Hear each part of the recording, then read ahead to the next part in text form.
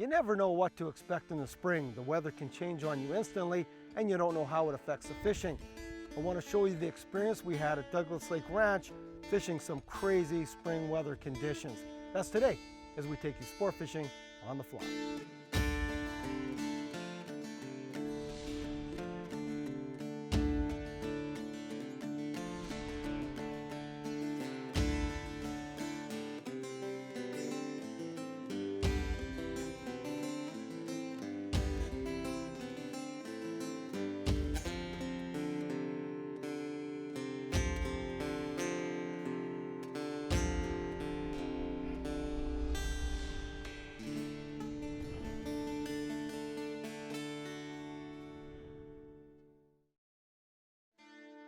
Sport Fishing on the Fly is brought to you in part by the Frog Boat, inspired by nature, ingenious by design.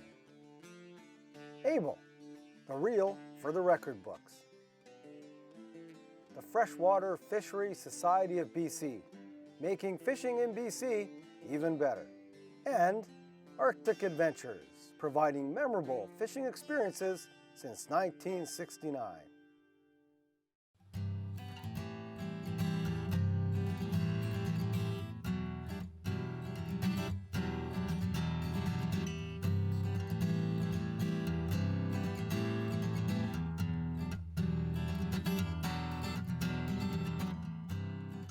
Had to go with the deep water attractor. The tequila.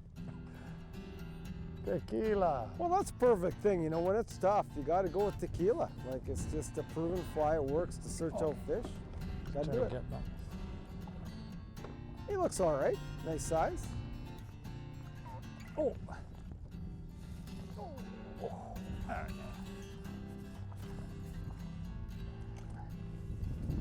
Got a little color left in him.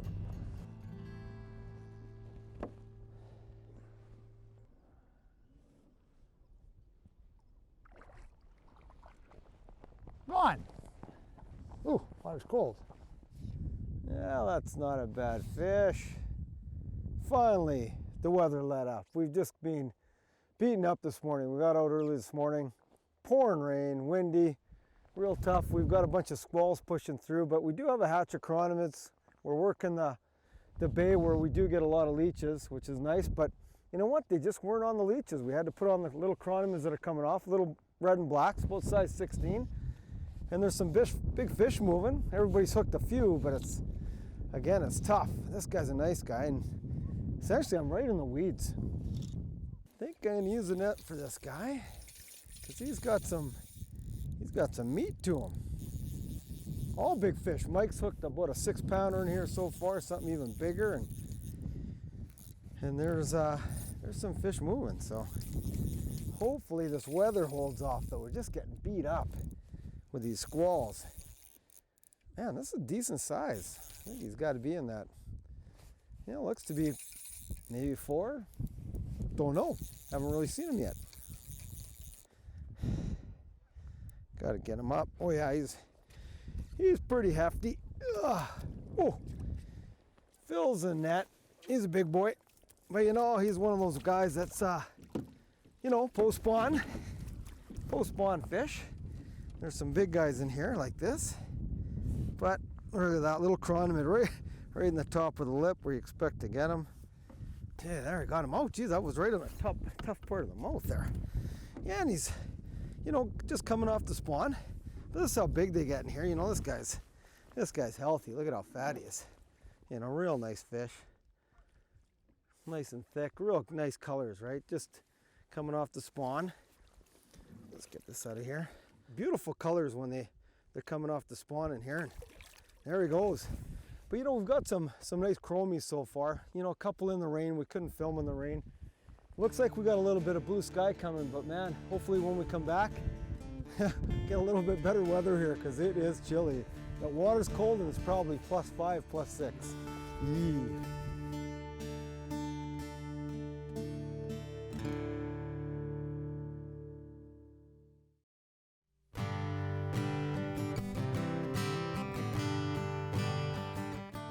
Whoa!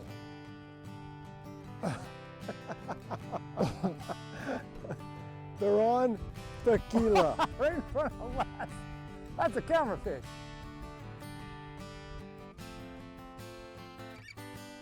It's amazing, eh? Sun comes out and they just get on it. Yeah. Oh, Jumping right in front of, oh. Oh no, he's down in the weed.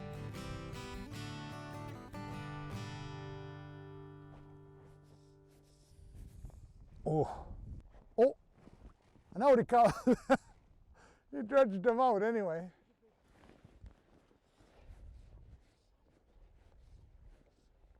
that was big air time. Whoa. Gee, that's the thing about fish at Douglas Lake Ranch. They just go oh, and he's off. Oh no. He snapped me off. My favorite little black and red. Oh well, I got more of those. Darn. Oh well, that's the way it goes. Amazing though. Can't say enough about how important the sun is today. You know, every time it gets cloudy and rainy, it just shuts right off. Sun comes out, fish get active. It's unreal. And there are triploided fish in here. You know, a lot of the fish we're catching today are darker. You know, they're coming off the another spawn. one too. Dale just got another one. And it's crazy. Once that sun comes out, they just get cranked up. But there are triploided fish, meaning there are some silver guys around. We just gotta find them. Nice bright fish. Oh. I'll pop him out. He's a little squirmy guy. It'll be quick.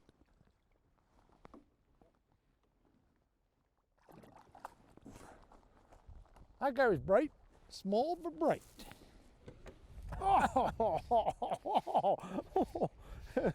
This is where the feed is. You know, in the springtime, you got to go where the feed is, and that's in the shallows. You know, we're fishing really quite shallow water. It can't be any more than 5-6 feet deep. And that's where these guys are feeding. This guy's got nice color. Again, big fish. Wow, look at that. Oh man, whoa. Barely fits in the net again. Wow, just a great fish. There's that. My next red and black chironomid. This guy's got some nice color to him. He's a little fresher. There he is there. Nice chrome. Same size again, you know, that 20-inch range, 18 to 20. Just healthy fish. There he goes. And I've got about 5 minutes to get my chironomid out in the sun again to catch another fish, because I know once that sun goes away, I'm toast. It's gonna end. Wow, unreal, just steady action right now.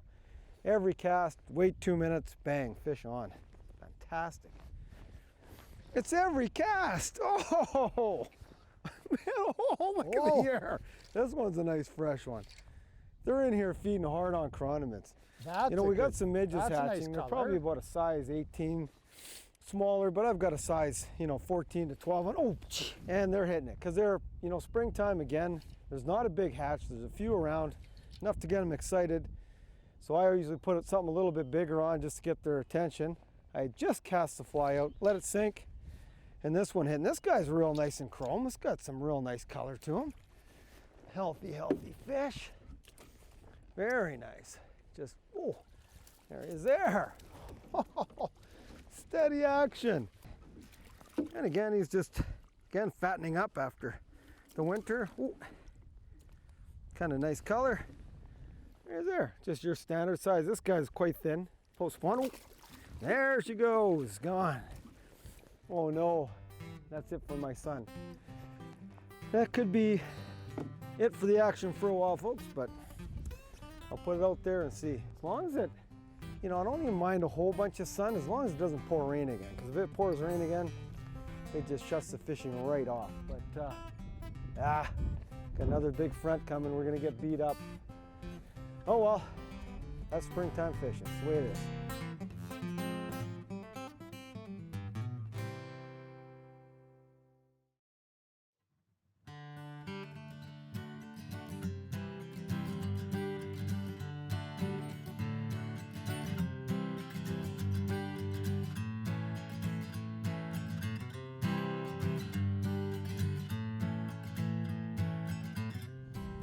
There's another one in the channel. Gee, there's a surprise. We waited about 2 seconds. Double header, Dale. Yeah, she's a This friend. is crazy. I don't even think on net 'em. I'll just try to. This flip it out is the corner. nuts. I mean, I've never seen so many fish feeding in one area before. This is a little chrome guy. I'm just gonna kind of, oh, there he goes. He just flicked himself off. Flick my fly. That's good. A good long line release. One just jumped here, almost in my boat. Wow. Oh, right by Don's strike indicator. There's another one. Double header. They're just sliding through here. It's crazy. Whoa.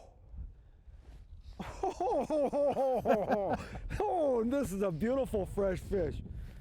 Wow. Oh, there's a chrome bullet. This is just insane. It's every cast, every time you throw it out there, these fish are just in here heavy. Wow. This guy's chrome. Oh, this one's a nice one. He's got beautiful color. Well, it just took like 8 or 9 great jumps. Oh, another beautiful fish. That's all you can say about these. They're just beautiful. Whoa, whoa, whoa. Whoa, whoa, whoa, whoa. Whoa, whoa. Gotta get the chironomid right in the top of the mouth. There it is, flies out. There's this guy here, another one. Another dandy. Oh, there she is there. All clones. Just beautiful fish. Gone. Sides of these guys are They're all big fish. They're just beautiful. nice Yeah. fish. I think they're feeding before the big storm hits too. Yes.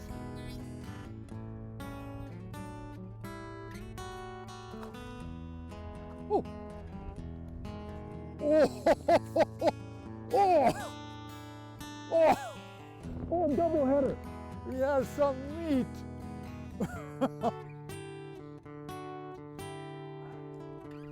That guy has some meat. He's dogging meat.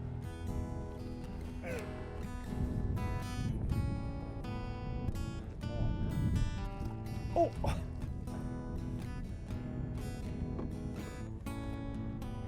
Yeah, here comes the rain. Well, that's it. Here comes the rain. We're done. Like it is gonna pour. Oh. Just when it was just smoking hot. Oh man. Oh no. Oh. All that time for a big fish like that. Oh well, the storm's over. Big squall just hit. 15 minutes of grief, and now we got sun coming again, so it's all good. And I had a beauty on. The Eating dead's on the top. The dead's still floating. They're just voracious. He took it right on the top. That's just crazy. Dry fly now. And you know, we've got the whole lake here, but they're all feeding in this channel. So they're just coming up into the shallows through this one little channel and just grabbing everything. He just couldn't resist it floating. It's like he scooped it off, he scooped it dry. It just shows you how many fish are in here in this bay right now. What could he have thought it was? You never know. Crazy.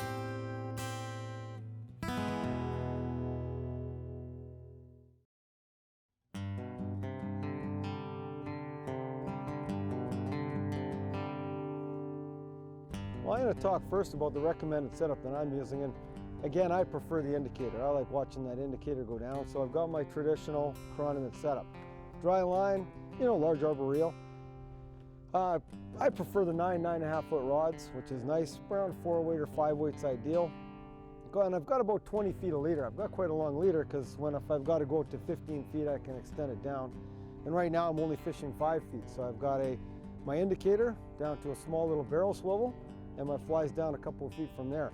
Yeah, like we usually do, Don always sets up with a strike indicator, and I usually use the sinking line. And so what I've got on here is a full sink line with about a 9-foot leader on it, tied to a booby fly, a fly that has styrofoam in it.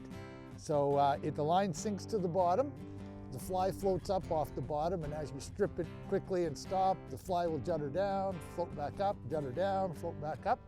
So it's quite effective in many lakes, so we just thought we'd try it here, but it's been so good, the fishing, that I don't think much anything you got on there will work today, so it's been fantastic. Another nice fish. Oh man, you get down those weeds. Whoa, tough fish. Oh, yeah, you got to keep them out of those weeds. That's the problem though. You anchor in these weeds, and those fish know they get right in there. Oh, right in the top of the mouth. Oh, now the rods. Gotta watch those rods. It's tough to get this fly, this chironomid, right in the top of his lip there. There, he's gone. Just easy with the pliers. Just give a little pop, and he's gone. Well, I don't know how many that is. That's like fish number 40 or so. That's crazy. Holy cow. And they're still biting. And we may even have sun, maybe. While we have a break in the action, I want to sit down with Brian Mitchell, the manager at Stoney Lake Lodge, and talk about what to expect when you actually arrive here. Well done. They can expect, you know, 5-star lodging and dining, but most importantly, world-class fishing for the Kamloops rainbow trout. And I've noticed some other things in the lodge. You know, you've got some rods that you rent, you've got some great flies for sale. You know, what other things you have in there? Yeah, you bet, Don. So we do have rods for rent, most certainly. And you know, we have a fully stocked fly shop, but the best thing is that your boat is at your doorstep and it's ready to roll. As soon as you step in it, it's fully dialed for still water angling. So you mentioned the flies, and I was admiring that box. There's a lot of custom tied flies in there specific for the ranch. You betcha. So all those flies are hand tied locally by a gentleman named Merritt. He's been tying for the ranch for several years, and he does a very good job. Puts together a really nice fly. Yeah, those chironomids and everything else in there look spectacular. You betcha. We've been to Douglas Lake Ranch a few times, and we've been anywhere from May, June, through right until September. What is the season up here? So our season generally begins May 1st, and that runs all the way through until our fall fishery of, you know, the end of October there. Sometimes even early into November, just depending on the weather, right? If we get, yeah, you bet, if we get snow or not, right? And I love the extras you get up here. Not only do you get great fishing and a beautiful view, but we have the horseshoe pit. And listen, our reigning champs for another year was brilliant. Yeah, you betcha. And hey, if you catch a fish off the dock, it's a free drink from the bar for you as well, too. You didn't tell me that. That's the deal. That's how it goes. Well, thanks for your time. You betcha, Don.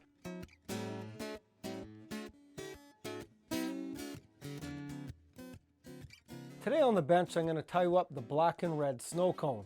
It's one of my go-to patterns in the spring, so make sure you have these materials ready before you tie the fly. For the hook, we'll use a size 10 scud pupa hook, some 6/0 black thread to tie with, some black frostbite for the body, some orange floss for the underbody, some red ultra wire for the rib, a 7/64 inch super white bead as the bead, and some hard as nail cement for the finish. Now that I've tied my thread on, I'm going to take a strand of my red wire and just tie it in, and we'll keep this off for the ribbing a little bit later. Now I've taken a strand of my frostbite, and you'll see on the frostbite when you pull it, it stretches quite a bit. So it's fairly crinkly material. So when I'm going to tie it in, I'm just going to catch it in the body and wrap it back and just tie it in down about halfway down the hook bend. And then I'm bringing my thread forward and I'm going to tie off because now I'm going to wrap in my floss. The rib and the body are off the back of the hook and I've tied off my thread. I'm going to take my orange floss, and any color floss will work just fine. So I'm just going to tie it in. The whole purpose of the floss is to build up the body. So I'm going to build up a tapered body, and I want to keep the back very thin. I don't even want to go back, probably go down about 3/4 down the hook, and then I start building this up. And you want it tapered right up to the bead. So we actually are going to form a nice snow cone type taper to this body. Now the floss is being tapered onto the body, I'm actually going to whip finish it off and retie on my black thread. I've now tied my black thread onto the hook right behind the bead. I'm going to take my black frostbite and I'm just going to wrap it forward, and again right at the very tail end I want to keep it quite thin, and then just slowly wrap it up, and that floss has already formed a nice tapered body, so the black frostbite just follows that thickness all the way up until we get behind the bead, and we'll tie it off there. Now the body's tied in. We have a nice black tapered body. I'm going to take our red rib and I'm going to take one turn really at the very back of the hook and then start winding up. And I'm probably, with this fly, since it's a little bit bigger, I'm going to take about 7 to 8 turns up, farm about 7 to 8 ribs. And I'm going to tie off right behind the bead. And just to finish off and make sure this is tapered right up to that cone, I'm going to form a black thorax on the fly. So I'm just going to wrap in my black thread just so it blends really nicely with the bead. And then we're going to whip finish off right there. To finish the fly off and make the fly more durable, I'm actually going to coat it. And it not only makes it more durable, but it gives it a bit of a shine. And it makes it look like a real live chironomid. So we're just going to put some hard as nail on here and cover it all up. So there it is, the finished black and red snow cone. As I mentioned on the show, it is my go-to pattern for the springtime, but the big thing you want to vary is the size. Start small in the spring, even go to a size 18 if you have to, and as it progresses later into spring and even into summer, get up to a size 12, even a size 10. So as you saw from today's show, springtime fishing can be crazy. You can have absolutely great fishing in tragic weather, or the other way around. You can have great weather and really poor fishing. You never know what you're going to get. I especially want to thank the crew from Douglas Lake Ranch for the great hospitality and of course the great fishing. It's always one of our favorite locations to hit for springtime and fall fishing. But when you're out there, take care, conserve our waters, and we'll see you next time when we take you sport fishing on the fly. To watch all our latest Sport Fishing on the Fly episodes and to order Sport Fishing on the Fly merchandise, head to www.sfotf.ca. And if you would like to book an adventure like this one shown, head to ontheflyadventures.ca and book yourself the trip of a lifetime.